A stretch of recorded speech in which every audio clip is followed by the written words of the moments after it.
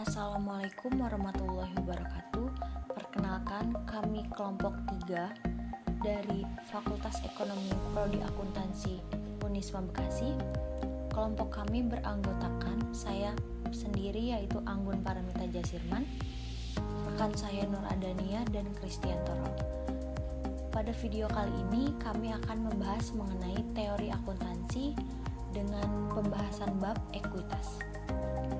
Baik, langsung saja ke dalam materi. Yang pertama, pengertian ekuitas. Apakah ekuitas itu? Menurut Ikatan Akuntansi Indonesia, ekuitas adalah hak residual atas aktiva perusahaan setelah dikurangi semua kewajiban. Ekuitas didefinisi sebagai hak residual untuk menunjukkan bahwa ekuitas bukan kewajiban. Ini berarti ekuitas bukan pengorbanan sumber ekonomi masa datang. Selanjutnya, perbedaan ekuitas dan kewajiban. Godfrey Hodgson dan Holmes tahun 1997 membedakan ekuitas dan kewajiban atas dasar kriteria berikut. Yang pertama, hak-hak masing-masing pihak atas penyelesaian klaim. Yang kedua, hak penggunaan aset dalam operasi. Dan yang ketiga, substansi ekonomi perjanjian.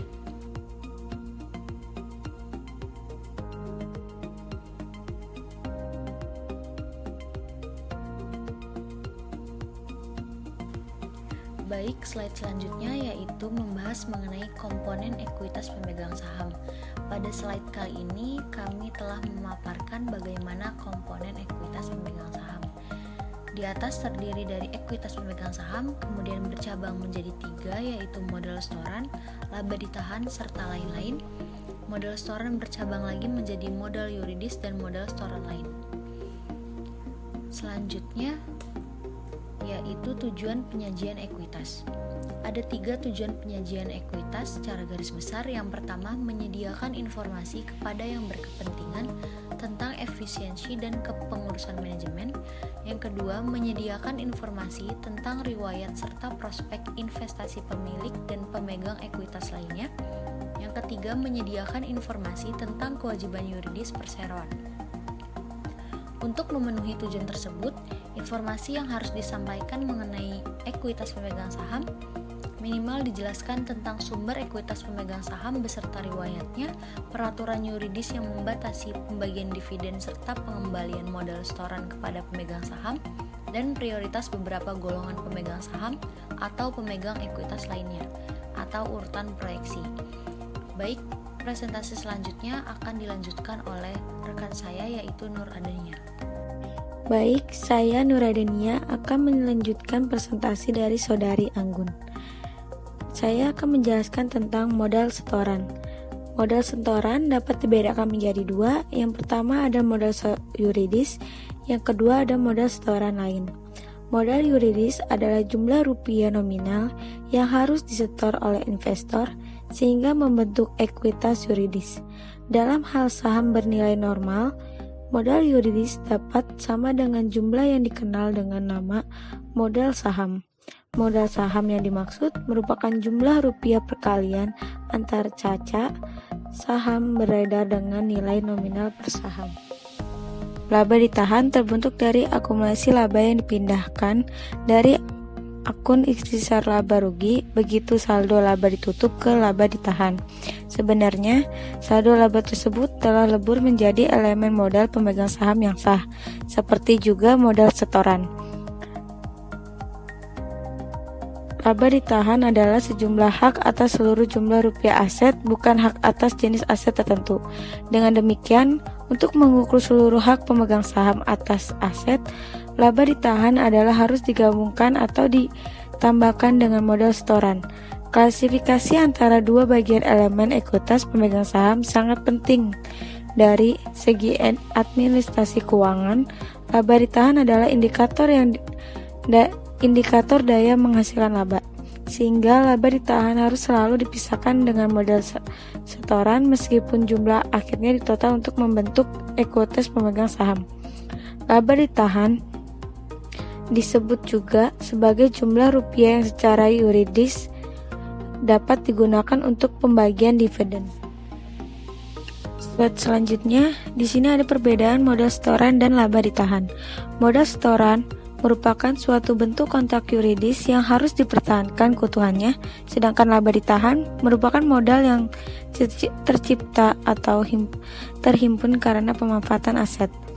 Modal setoran merupakan perubahan aset dalam rangka pendanaan transaksi modal, sedangkan laba ditahan merupakan perubahan aset dalam rangka produksi transaksi operasi. Slide selanjutnya yaitu perubahan modal setoran. Modal setoran terdiri dari modal yuridis dan modal setoran lain. Modal setoran dapat bertambah karena yang pertama pemesanan saham, yang kedua konversi status obligasi, yang ketiga konversi status saham istimewa, yang keempat dividen saham, yang kelima hak beli saham, dan yang terakhir saham treasury. Modal setoran dapat berkurang karena saham treasury. Masalah yang berkaitan dengan saham treasury adalah penentuan jumlah rupiah yang harus dianggap mempengaruhi modal setoran dan laba ditahan, dan pengungkapan pengaruhnya terhadap modal yuridis bila saham treasury dijual kembali. Sekian, selanjutnya akan dijelaskan oleh Christian Toro. Selanjutnya saya akan membahas perubahan laba ditahan, yaitu faktor utama yang mempengaruhi besarnya laba ditahan adalah laba atau rugi periodik dan pembagian dividen transaksi khusus. Di sini ada 4, yaitu penyesuaian periode lalu, koreksi kesalahan dalam laporan keuangan, yang ketiga pengaruh perubahan akuntansi, yang keempat kuasi reorganisasi. Selanjutnya yaitu penyajian modal pemegang saham. Ada urutan penerapan biaya rugi dan rugi luar biasa adalah di sini ada 5. Pendapatan kotor, yang kedua laba bersih, yang ketiga laba ditahan, yang keempat premium modal saham, yang kelima modal saham. Di sini ada urutan penyetoran rugi tersebut sebenarnya merupakan asumsi atau tradisi semata-mata, walaupun hal tersebut dapat dikuatkan dalam bentuk standar akuntansi. Urutan pelindungan menunjukkan siapa yang harus didahulukan dalam penerimaan distribusi aset atau siapa yang menanggung segala akibat dalam kasus perusahaan dilikuidasi. Urutan pelindungan tersebut adalah yang pertama karyawan dan pemerintah, kreditor berjaminan, yang ketiga kreditor tak berjaminan, yang keempat pemegang saham prioritas, yang kelima pemegang saham biasa. Rincian laba ditahan ada 2, yaitu perincian atas dasar sumber dan perincian atas dasar tujuan penggunaan. Kesimpulannya yaitu konsep kesatuan usaha memisahkan secara fisik dan konseptual antara manajemen dan pemilik dan ekuitas pemegang saham, menggambarkan hubungan yuridis antara perseroan dengan para pemegang saham. Kontrak sesungguhnya antara pemegang saham dan perseroan tersebut ditunjukkan oleh keseluruhan dana yang disetor oleh modal setoran. Mungkin cukup sekian presentasi dari kelompok kami, kurang lebihnya mohon maaf. Wassalamualaikum warahmatullahi wabarakatuh.